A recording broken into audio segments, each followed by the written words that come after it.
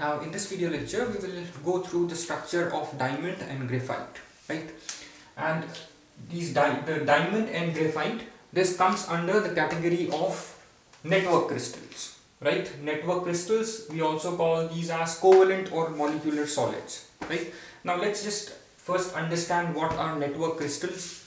Network crystals are those crystals in which the lattice sites, right, lattice points are occupied by atoms, right? The lattice points will contain atoms, and these atoms are linked with one another through covalent bonds, right?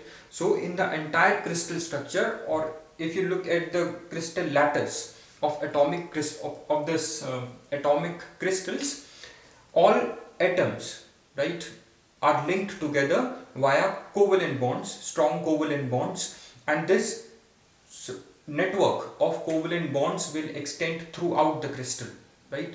And this network of strong covalent bonds will make these network crystals as hard, right? And they will have high melting point, boiling point. And since I said that the atoms, right, in the crystal lattice, right, or what we call as the atoms are located at lattice point, right? So every atom at lattice point would be linked to other atoms, right?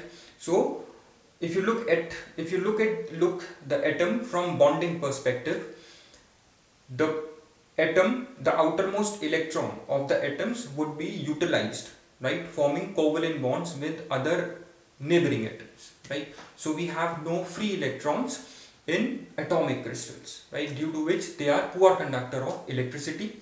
But we have an exception here, graphite. Graphite is a good conductor of electricity. We will see that in a moment why graphite is a good conductor of electricity. And we know diamond, right, this structure represents diamond. We know that diamond is a poor conductor of electricity, right?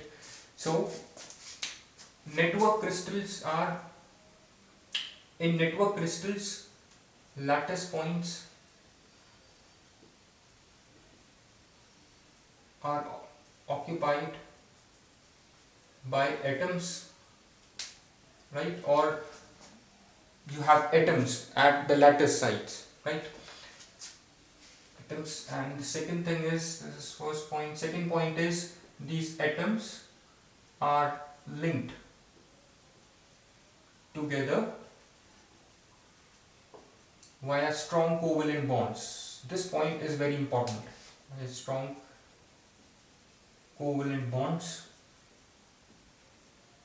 right, that extends throughout the crystal. It extends throughout the crystal, right? So what we mean is that we have, suppose this carbon represents a lattice point, right? Carbon has 4 bonds, so it has a neighboring lattice point that also has a carbon on it, right? Because lattice point has, we said that the lattice sites in network crystals will have atoms, right? And all these atoms are linked with one another via strong covalent bonds like this, right? You will see that every atom is linked to other atoms via strong covalent bonds, right? It's like this. So this system, this linking of atoms in atomic crystals, right, via covalent bonds will extend throughout the crystal. Throughout the entire crystal, you will see this system where each atom is linked to every other atom via covalent bonds, strong covalent bonds, right? This system or this network of covalent bonds will make these network crystals as hard, right? And these network crystals will have high melting point, right, and high heat of fusion, right? And since I said that every atom, right, is linked to other atoms, that means suppose this is carbon, if we have we know that we have 4 valence electrons in carbon, right? And we said that it's linked to neighboring atoms that are present at other lattice sites via covalent bonds, right? So we can see that all these 4 electrons are used up in making bonds with neighboring carbon atoms, right? Since all the carbon atoms are, since all the electrons are used up in forming bonds with neighboring carbon atoms, so we have no free electrons. No free electrons, right? Since we have no free electrons, this will make these network crystals as bad conductors of electricity, because we know that for any substance to be a good conductor of electricity, it should have mobile electrons, right? Because we know that electricity is nothing but these are charges in motion, right? So we have no electrons, no charges in motion, no free electrons. That means it would be a bad conductor of electricity due to the absence of free mobile electrons, right? No free electrons or no free mobile electrons, due to which these network crystals are bad conductor of electricity, right? Now we'll look into this more into the structures of diamond. This is the structure of diamond, right? And this is the structure of graphite. Let's first look into the structure of diamond. It's an atomic crystal, right? We also call it a covalent or molecular solid, right? Why we call it a covalent solid? Because the atoms in the structure of diamond, right? All the atoms, because we know that this diamond is made up of carbon atoms, right? So all the carbon atoms are linked to one another via strong covalent bonds. That is why we call these network crystals as covalent solids, right? For example, we have silica carbide, right? Silica carbide is also an atomic crystal where silica and carbon throughout the structure are linked via covalent bonds. So it's also a covalent solid, right? Now if we talk about diamond, we know that in diamond,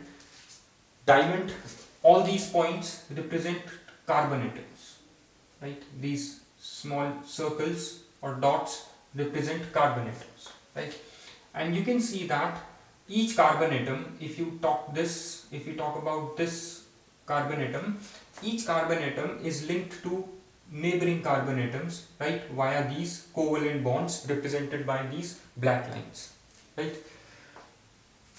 And carbon-carbon bond length in this would be 1.54 angstrom, if I am correct. It's 1.54 angstrom, right? And each carbon atom is linked to 4 other carbon atoms in the structure of diamond, right? And this linking of one carbon atom to 4 other carbon atoms, right, is extended throughout the crystal, right? This carbon atom would be linked to these are 4 neighboring carbon atoms, right? So this carbon atom is linked to all these 4 carbon atoms via strong covalent bonds, right? If you look at this, or if you look at this carbon atom, this carbon atom would also be linked to other 4 carbon atoms, like this, right? Now if this is linked to this one would be this side, since this is a 3-dimensional structure, right? Similarly, now if you look at this is also linked to 4 other carbon atoms. So we see that every carbon atom is linked to 4 other carbon atoms, right? Due to which each carbon atom is sp3 hybridized in the structure of diamond, right? So now we know, and we have done this in chemical bonding hybridization. We know that when we have sp3 hybridization means, right, sp3 1s orbital, 3p orbitals will mix, right, to form 4 sp3 hybrid orbitals, right? And these 4 sp3 hybrid orbitals are directed towards the corners of a regular tetrahedron, right? Like this. These are 4 sp3 hybrid orbitals, right? So it's like this, right? All these 5 hybrid orbitals are directed towards the corners of a tetrahedron. That is why the shape of molecules that have sp3 hybridization is your tetrahedral structure. The ideal shape is tetrahedral structure. So diamond is also sp3 hybridized, right, where each carbon atom is directed towards the corners of a tetrahedron, right. So carbon atoms in diamond is sp3 hybridized, right. Now we know that in sp3 hybridization, each carbon atom, if you look at this, if you look at this structure, it looks like a tetrahedron, right. So diamond is tetrahedral. If you look at this small part of it, it's a regular tetrahedron, right. So carbon atom is sp3 hybridized, right, and these sp3 hybrid orbitals are directed towards the corner of a tetrahedron, right. So carbon is sp3 hybridized, right, and we know that the angle between sp3 hybrid orbitals is your 109.5 degree, right. This is your tetrahedral angle. Now since we said that each carbon atom is linked to 4 other carbon atoms, so all the electrons, right, of every carbon atom is utilized in forming bonds with neighboring carbon atoms. So we have no free electrons in diamond, right. No free electrons means it is a bad conductor of electricity, right. So here I write every carbon atom is linked to 4 other carbon atoms via covalent bonds. And how covalent bonds are formed, we know by sharing of electrons, right. So if this is one carbon, it has 4 electrons. Neighboring carbon atom will also have 4 electrons. So these 2 carbon atoms will share these one electron to form a covalent bonds. This sharing of electrons between carbon atoms forming covalent bonds would be extended throughout the crystal of diamond, right. So every carbon atom is linked to 4 other carbon atoms via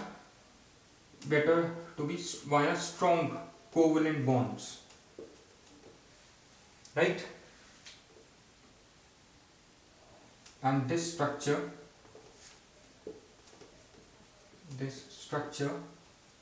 extends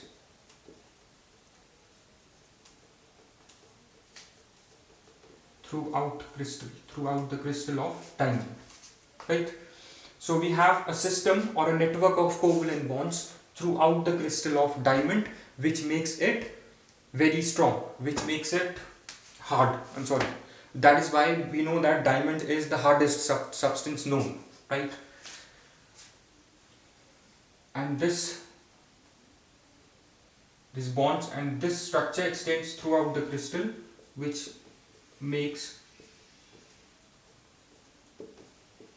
diamond the hardest substance known.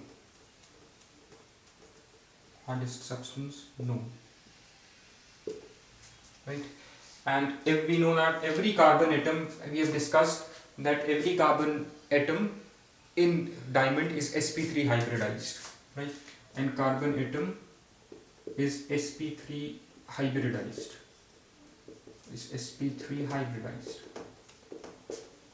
right. These are important points. And if you look at from the unit cell perspective, it is face centered cubic with an extra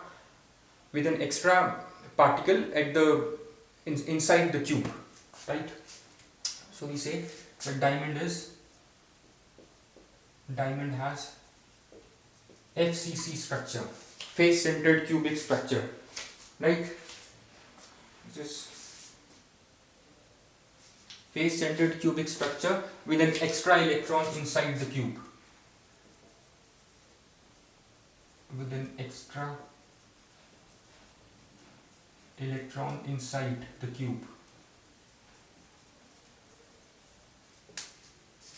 right.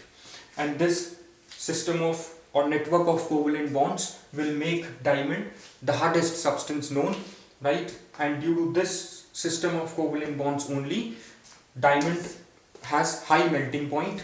It has a melting point of around 3600 degrees Celsius due to strong covalent bonds, right? And it has high heat of fusion. It is very strong, right?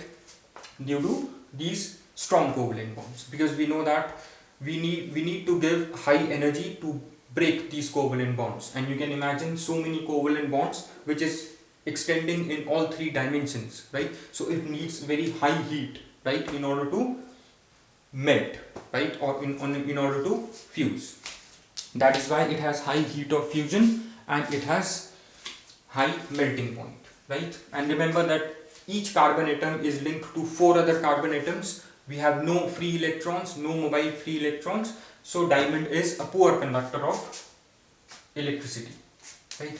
It's a poor conductor of electricity, right? Now if we look at the coordination number of any reference carbon atom in this structure, what it would be, since we said that each carbon atom, right, is bonded to 4 other carbon atoms, right? So it has, what are the nearest neighbors of this carbon atom? 4, 1, 2, 3, 4. Similarly, if you take any carbon atom, you see that since it has 4 electrons, so it is bonded to 4 neighboring carbon atoms, right? So every carbon atom is bonded to 4 other carbon atoms, so the coordination number is 4, right? So here we have coordination number is equal to 4, important, right? So this is it regarding diamond. These are some important points, right? You can just take down all these points, right?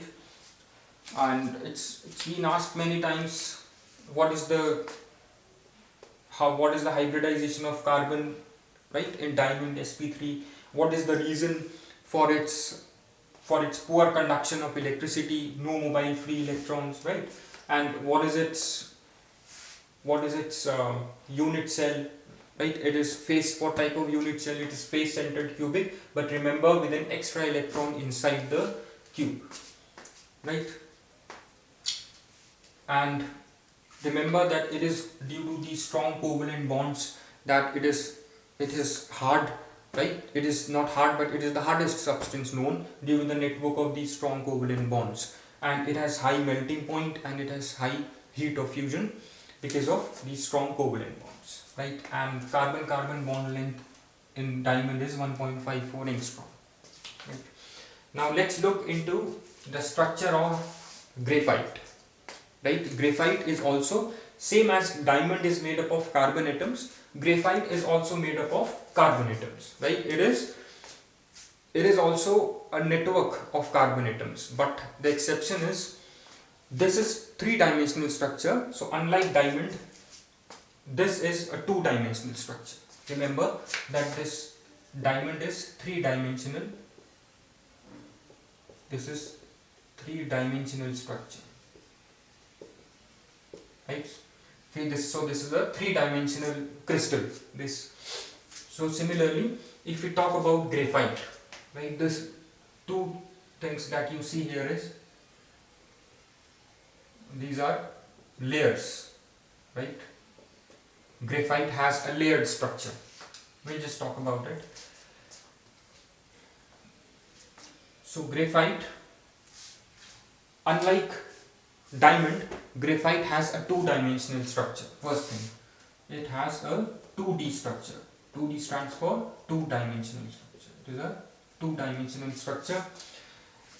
Like here, each carbon atom was linked to 4 other carbon atoms, right? So all the carbon valence electrons were used up in forming bonds with neighboring carbon atoms, right?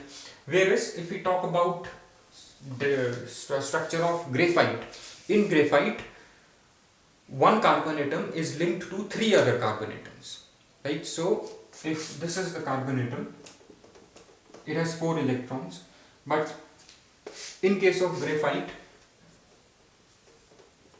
each carbon atom is linked to only three nearby carbon atoms, right? So we have one electron which is free, right? We have one free electron. We have one free electron in graphite, right? So due to this free electron can easily move, right, in these layers, because we said that graphite has layered structure. It has different layers in 2 dimensions, right? So you can see that there are too many carbon atoms. This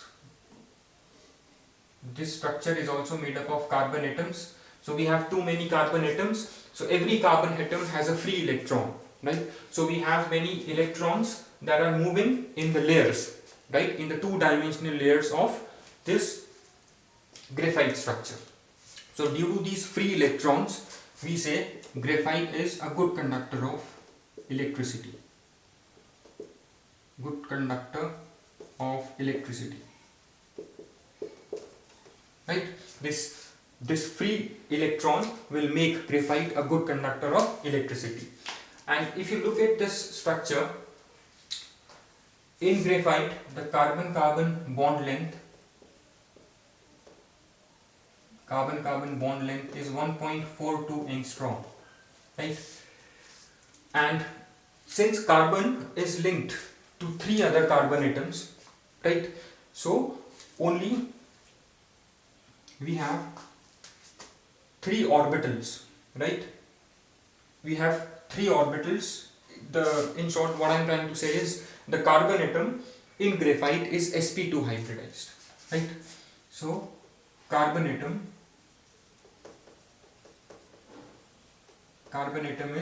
is sp2 hybridized, right? That is, one s orbital will combine with 2 p orbitals to form 3 sp3 hybrid orbitals, right? So a carbon atom is sp2 hybridized, and we have one free electron, right? And you can see that since one carbon atom is linked to 3 other carbon atoms, similarly others are also linked to 3 other carbon atoms, right? So it will form these kind of layers, this kind of 2-dimensional layer of fused benzene. It looks like this structure will look like the structure of fused benzene rings, as if we know that benzene ring looks like this, right? This is how benzene looks like, right? So if you look at this structure, it looks like as if many benzene rings have been fused, right, or joined together. It looks like this one layer looks like as many benzene rings are joined together. So we call it that this layer looks like as if it looks like a fused system of benzene rings, right? So now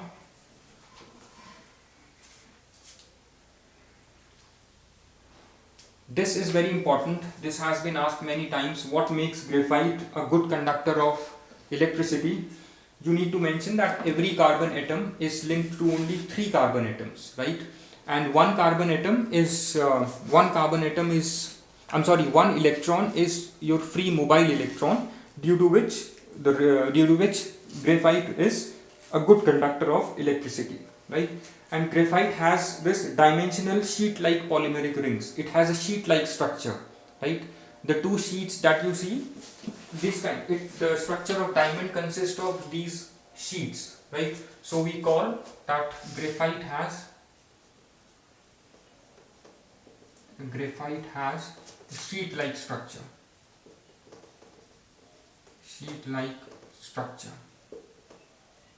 Right? In which every carbon atom is linked to 3 other carbon atoms, right, to form this fused benzene-like structure. Graphite sheet-like structure, just mention, in which every carbon atom is linked to 3 other carbon atoms, right? forming benzene structure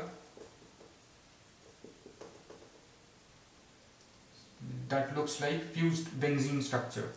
That looks like as if many benzene rings have been fused together. So it looks like a benzene fused like structure, right, in which every carbon atom is linked to 3 other carbon atoms, right, and it gives it a sheet like structure. Remember, it's a sheet like structure, right, and each sheet or layer, as we said, may be regarded as fused system of benzene rings.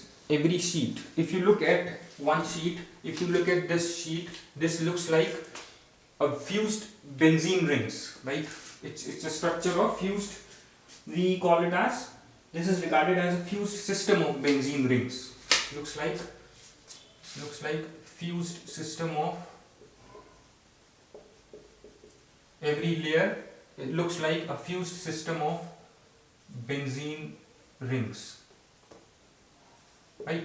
One benzene ring looks like this. If you look at this, this structure looks like as if similar benzene rings have been joined together to form this one complete layer.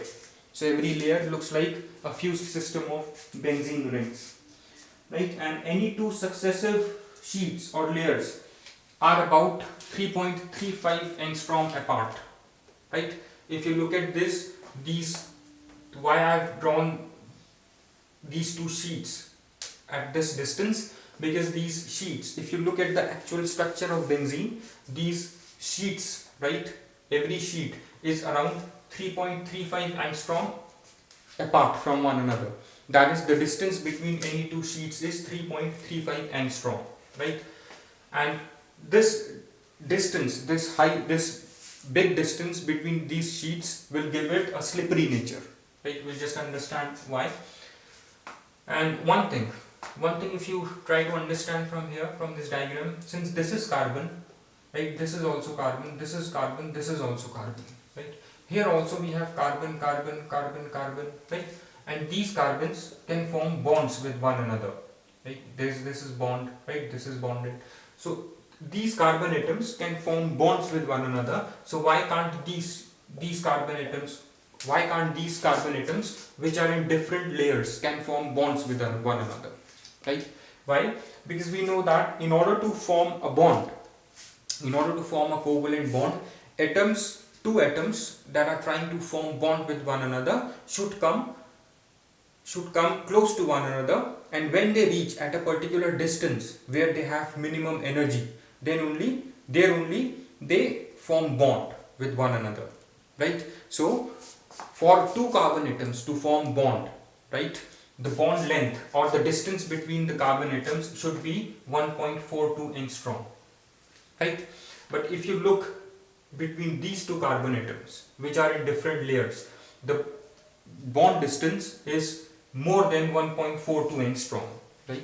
So because the distance between different layers of these graphite is more than the bond length, which is 1.42. If you look at the distance between these two layers, it's 3.35 angstrom, which is more than 1.42, which is the bond length. Since the distance between these two carbon atoms is more than the bond length, so these two carbon atoms cannot form bond with one another, right? So carbon atoms in different layers cannot form bond with one another because the distance between them is greater than the bond length, right, which is 1.42.